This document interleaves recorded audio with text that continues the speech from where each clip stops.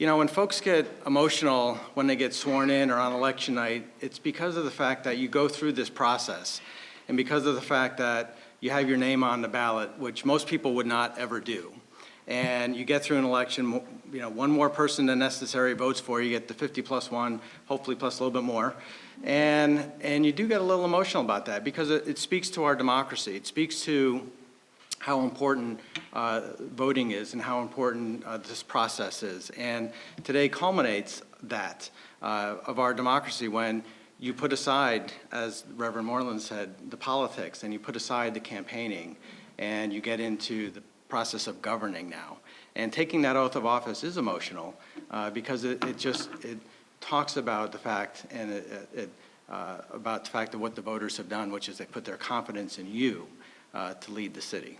And I think that is really powerful. And because of that, I just wanted to mention that this city has changed so much since I've been elected and since I was young, where I can remember that the city of Norwalk was always a place I loved, but for people coming into Norwalk was sometimes a place where they settled rather than a destination. Today that's different. Today, the city of Norwalk is a destination for many people.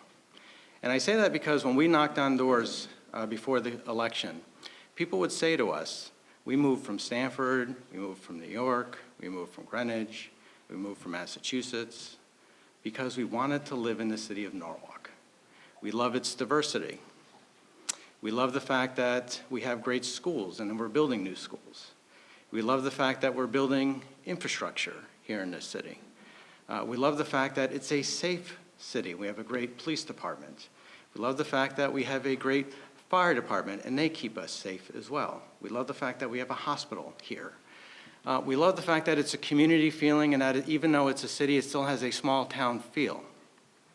And I have to say that that change over decades has been accelerated over the last 12 years or 10 years by Mayor Rilling and his leadership, by their council, by the Board of Education and those who he's appointed to various boards and commissions. That's not by accident that people come to the city of Norwalk as a destination today. It's because of a lot of hard work from many of the people in this room, but under the leadership of Mayor Rilling. So the next 2 years, I know are going to be continued the same of people literally coming to this city because they want to be here, people living in this city because they love this city so much, and how great it is and how much greater it will be under the leadership of this mayor, Harry Rilling. So Mayor, yes, you can clap if you like. Mayor Rilling. Okay, Mayor, it's time for the oath of office. Why don't you come on over here so we don't have our... Okay. And lovely to see you right there. Yeah. All right.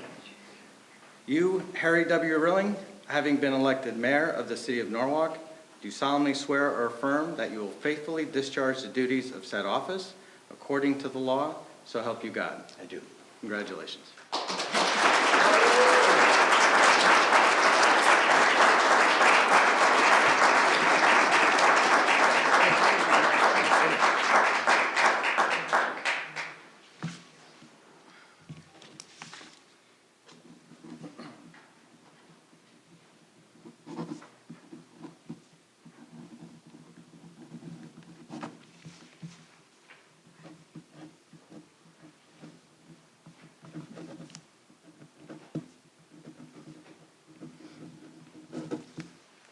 Thank you for giving me this honor to do this today.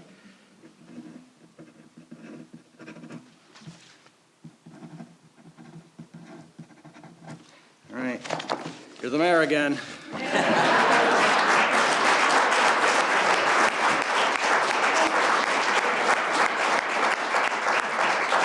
And what an honor it is. Most people, people have been introduced, so I want to introduce my family that's here today. My brother Richard.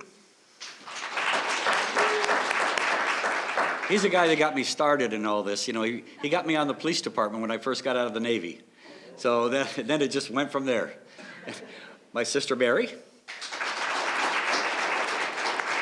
my brother-in-law Joe, my in-laws Luis and Carmen,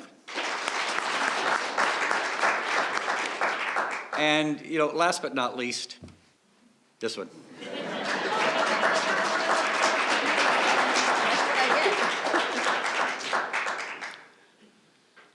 I did that because I'm starting to choke up. She's been by my side from the very beginning, does so much for the city, serves on different boards and commissions, different boards from person to person, and Catholic charities, and so many different things that she volunteers her time for. I don't know how she does it. And also, in doing that, she also still dresses me.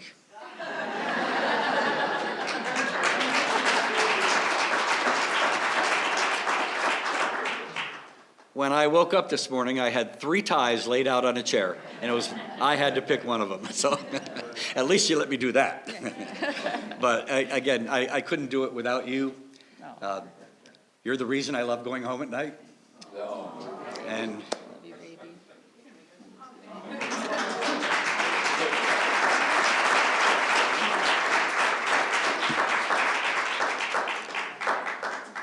so, to the people of Norwalk, thank you so much for continuing to put your faith and confidence in me and our team to help us make the city of Norwalk the greatest that it can possibly be. I've said before, we're number 29 of the best places in the country to raise a family. We're going to move up that list. We're not going to stop until we get to number 1. This is an amazing city. The people in it make it what it is. The diversity, different communities that we have is just absolutely remarkable. And born and raised here, I couldn't think of any other place I'd rather live. And, sure, I'm the guy that's out front and I get a lot of the credit. But as Rick said, I'm just one guy. We're a team. We've got the council who works very hard on behalf of the city, and believe me, these council people are so dedicated. They love their jobs. They love the fact that they get to represent our party, that we get to work hard on behalf of all of our citizens, and I truly appreciate it. I see it firsthand. Our state reps and our state senator work so hard on behalf of the city, again, bringing money back in so that we can do the things that perhaps we couldn't do. But this has been the greatest honor of my life. It is overwhelming to me. When I started this journey back in 2013, I had no idea what to expect. I did know that it wasn't going to be easy. I did know the fact that, this is a job that, hey, you get criticized or you get the credit. I was in Pennsylvania, or I was in at the U.S. Conference of Mayors, and Michael Nutter, the former former mayor of Philadelphia, he said, Mayor, there's going to be things that happen you had nothing to do with. You're going to get blamed. And boy, was he right.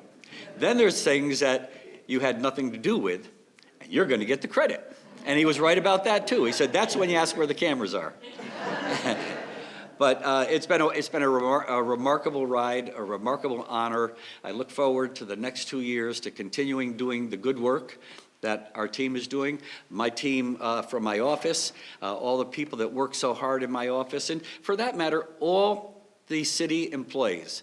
We're blessed, really. I rarely hear from anybody that they were dissatisfied with the service of the city of Norwalk. And that's critically important. That's been important to me from the very, very beginning. The people in our city are our customers. We work for them. When I go to a school, the young kids ask me, who's your boss? I said, how many do you think I have?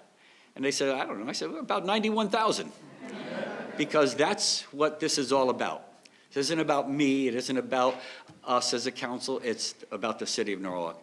I do want to acknowledge our police and fire departments here. Thank you for being here, and thank you for what you do.